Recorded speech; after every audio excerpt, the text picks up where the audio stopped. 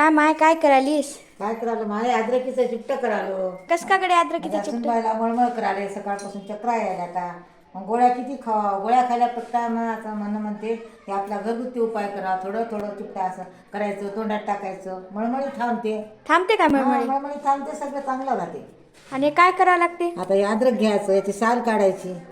झालं का माय अद्रकची? झालं आता एका त्यात अद्रक टाकालो, मीठ टाकालो. मीठ टाकून आता याचं 1 चमचा मीठ टाकलीस? अर्धा चमचा हळद टाकायची.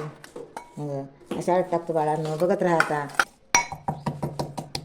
आता याला कुठून घ्यायचं? बारीक कुटायचं, एक जीव झाला की चिट्ट होते चांगलं. झालं का माय कुठनं? बाळांनो हिंग झालं कुठनं, हे बघा असं झालं. हे झालं का? असं कुठून बारीक तयार करायचं? ठेवलं ते टाकायचं. हातावर थापायचं. त्याला पाणी सुटले जाते.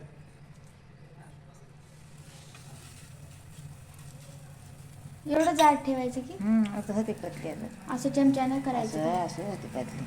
दोन करायचं.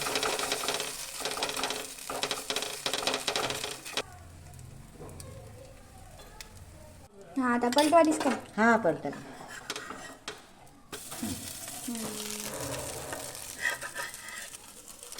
त्याने काही नाही नरम केलं नाही काही नाही, पण ते छान होते.